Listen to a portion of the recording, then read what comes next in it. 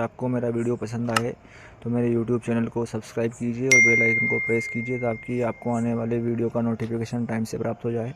तो चलिए शुरू करते हैं आज का वीडियो। जैसा कि आपको स्क्रीन पर नज़र आ रहा है, इलेक्ट्रॉनिक वोटिंग मशीन के अंदर 3 मशीनें होती है, कंट्रोल यूनिट, बैलेट यूनिट और वीवीपैट।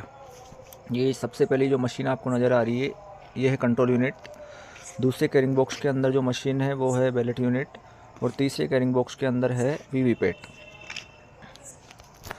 इन तीनों मशीनों के कैरिंग बॉक्स को जब अपन ओपन करते हैं तो ये तीनों इस अवस्था में प्राप्त होती है। सबसे पहले हम बात करते हैं बैलेट यूनिट की। एक जो बैलेट यूनिट है उसमें ऊपर की तरफ यहाँ पर रेडी लैंप होता है।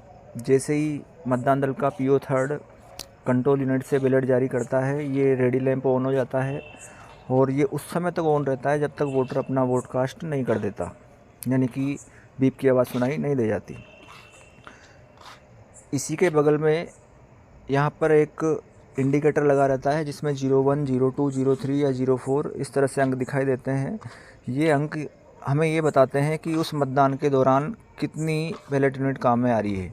आपकी जानकारी के लिए मैं बता दूं कि एक कंट्रोल यूनिट से 4 बीयू को कनेक्ट किया जा सकता है, यानी ईवीएम का उपयोग उसी स्थिति में किया जा सकता है जब किसी निर्वाचन क्षेत्र से निर्वाचन लड़ रहे अभ्यर्थियों की संख्या 64 या उससे कम हो। ये इस पर एक मतपत्र लगा हुआ है, तो मतदान दल के कार्मिकों को इस बैलेट यूनिट का कैरिंग बॉक्स खोलकर एक बार इसके मतपत्र को चेक करना है कि मतपत्र उसी संबंधित निर्वाचन क्षेत्र का होना चाहिए जहां पर वो मतदान के लिए जा रहे हैं। साथ ही ये भी सुनिश्चित कर लें कि मतपत्र ठीक तरह से लगा हुआ है।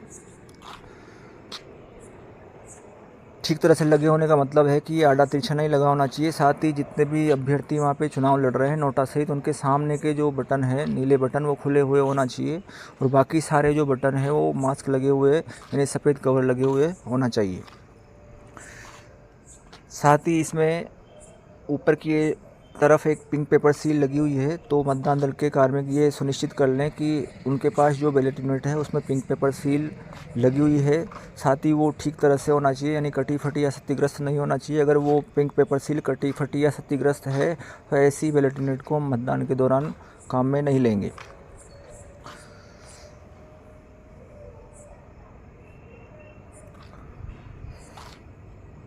बैलेट यूनिट का जो कैरिंग बॉक्स है उसके बाहर एड्रेस टैग लगा होता है। साथ ही बैलेट यूनिट पर भी 1 या 2 एड्रेस टैग लगे होते हैं, तो मतदान दल के सदस्य सभी एड्रेस टैग को देखकर ये सुनिश्चित कर लें एक बार कि उनको जो बैलेट यूनिट मिली है वो उसी संबंधित निर्वाचन क्षेत्र की है या किसी दूसरे की तो गलती से नहीं आ गई।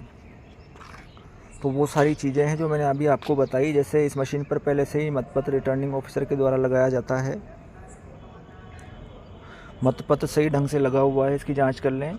मतपत्र आपके विधानसभा क्षेत्र का ही है इसकी जांच कर लें। उम्मीदवारों की संख्या के अनुसार आवश्यक नीले बटन खुले हुए होना चाहिए। साथ ही अन्य जो बटन है उन पर सफ़ेद कवर लगा होना चाहिए और इस पर जो पिंक पेपर सील है वो अच्छी तरह से लगी हुई होना चाहिए।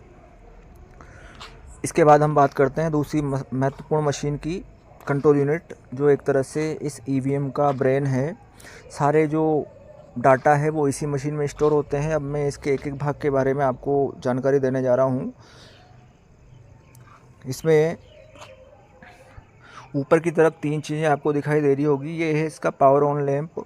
जैसे ही मशीनों को कनेक्ट करने के बाद इसका पावर बटन ऑन करते हैं, ये लैंप ऑन हो जाता है और उस समय तक ये ऑन रहता है जब तक मतदान चलता रहता है।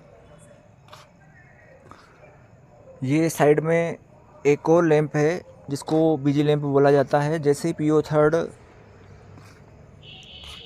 ये बैलेट बटन दबाता है, इसका बीजी लैंप ऑन हो जाता है और साथ ही बैलेट यूनिट का रेडी लैंप ऑन हो जाता है। ये दोनों लैंप तब तक ऑन रहते हैं जब तक पूरा वोट कास्ट नहीं हो जाता, यानी कि बीप की आवाज़ नहीं आ जाती।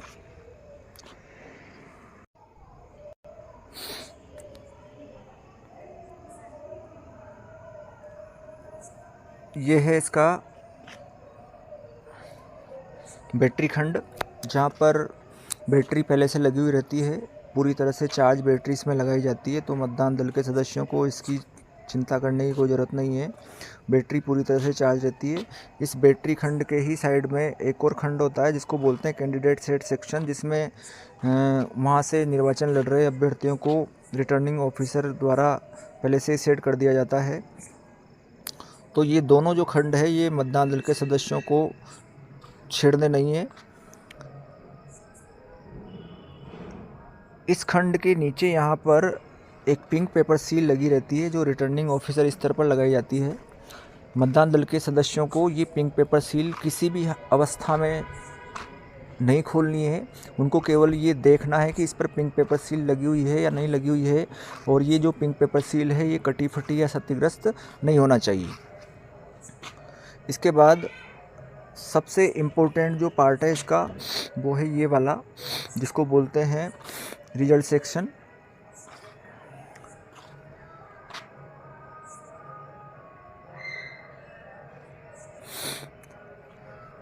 बीयू की तरह ही इसमें भी एड्रेस टैग लगे रहते हैं जिस पर इस मशीन का नंबर लिखा रहता है। साथ ही इसमें पीछे की तरफ एक मेटेलिक प्लेट होती है जिस पर भी इस मशीन का वास्तविक नंबर दर्ज होता है। तो अगर एड्रेस टैगों में भिन्नता हो तो इस मेटेलिक प्लेट के नंबर को जांच करके हम इसका वास्तविक नंबर पता कर सकते हैं।